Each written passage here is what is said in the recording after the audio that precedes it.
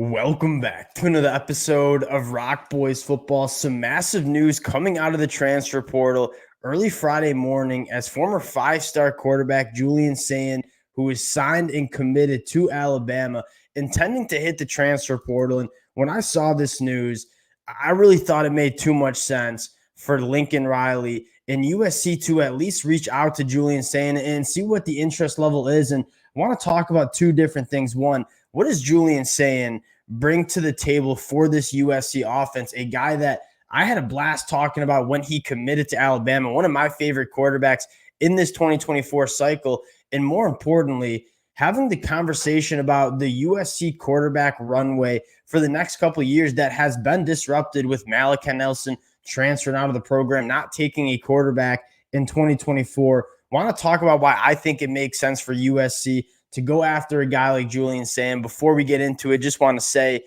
thank you to you guys. This has been a program in USC that has really been just a blast to talk about over the last couple of weeks. All the fight-ons, all the support you guys have shown in the comment section. That stuff means the world to me. Cannot thank you guys enough for all the support. If y'all do enjoy the content, consider subscribing to the channel. More importantly, would love to hear from the USC fans in terms of, do you think the Lincoln Riley in USC should be going after Julian Sayin as he enters the transfer portal? And without further ado, I want to get into it. I want to talk about Julian Sayin first as a prospect. This was a kid that, coming out of California, largely considered the number one quarterback in that 2024 class, according to a lot of different recruiting services, and for good reason. Right? You take a look at his 2022 year as a junior, threw for over 2,700 yards, 27 touchdowns to only 4 interceptions. And then as a senior in high school, threw for 2,300 yards, 24 touchdowns to only 1 interception, completed 75% of his passes. This is about as polished of a quarterback as you can find in that 2024 class. And the 24 touchdowns to 1 interception ratio is truly one of the better ones I've seen with high school quarterbacks coming out of high school, and the 74% completion percentage. And this is a guy that he checks the boxes on Friday night in terms of what he's done with the pads and helmet on, but also a guy that when you take a look at him going to the Elite 11 and doing some of those 7-on-7 camps, there's not really a throw that Julian Sayin cannot make. He's got an extremely talented arm. You see that on the film, but I love his ability to process and make the right decisions. I think he is extremely accelerated in his quarterback development, and is a guy that I think wherever he goes is going to impact the program that he ends up in. Now, I want to talk about why I think this makes sense for USC, and I want to go back to the 2024 cycle of quarterbacks. And Lincoln Riley didn't really go after Julian Sayin that hard. Obviously, he was committed to Alabama relatively early on in this process, but more importantly, Lincoln Riley, I think, zeroed in on Dylan Raiola as being the quarterback for USC in that 2024 cycle. Obviously, Dylan Raiola commits to Georgia, flips to Nebraska, will be going to Nebraska to start the 2024 year. And I think when Lincoln Riley put so many of his eggs, I guess all of his eggs, I think you could say, in the Dylan Raiola basket, I think when Dylan Raiola ended up not going to USC, I think USC was largely holding an empty bag. And I don't think we were panicking that much at the time because you had Malachi Nelson in the 2023 class. We obviously were confident in potentially the development of a guy like Miller Moss. But when Malachi Nelson left it and hit the transfer portal, you started to get a little bit more concerned about what is the future of this USC quarterback room look like over the next couple of years. So I want to have that conversation where in 2022, you didn't take any quarterback when Lincoln Riley got to USC. In 2023, you take Malachi Nelson, was largely kind of considered the next guy up after Caleb Williams, goes to the NFL draft. He hits the transfer portal. In 2024, USC ends up not taking a quarterback because they were going after Dylan Raiola. He ends up not coming to USC. And so you started looking at that USC quarterback room and say, where does the depth and where's the young talent in that quarterback room coming from? And obviously, Miller Moss balls out in the bowl game. I think he's going to be the guy in 2024. And so I think USC saw, we got to get some talent. We got to get some young talent. We got to get a backup, 2, some young talent to develop in this quarterback room.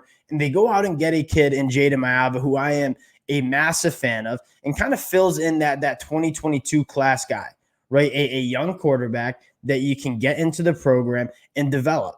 And so I think that put a lot of USC fans a little bit at ease in terms of the quarterback runway. And you have Julian Lewis coming in 2025. He just reclassified last week. You feel decent about this USC quarterback room. I guess my argument would be that now Dylan Raiola is not coming to USC. Julian Sayin, I think, largely back on the market. A lot of the top Power 5 programs took a quarterback in 2024.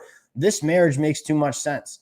And from what I've heard, and I'm not going to pretend like I'm an insider on this situation, but from what I heard, Julian Sayin had a lot of interest in USC, obviously being a California kid, but didn't end up getting much traction with USC because I think Lincoln Riley was pretty zeroed in on Dylan Raiola being the quarterback in the 2024 class that they wanted to take.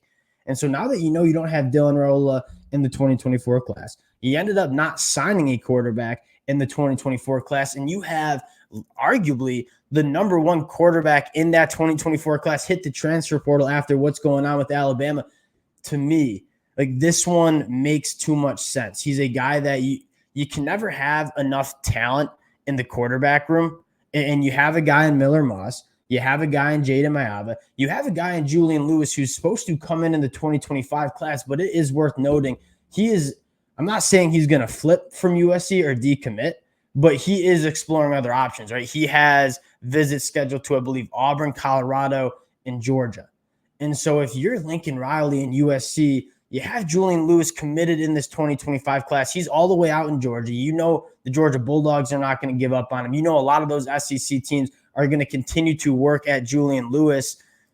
You have a chance to go land a 5-star quarterback, one of, if not the top quarterbacks in the 2024 class that, again, I think has interest in coming and playing for this USC program and getting developed by Lincoln Riley.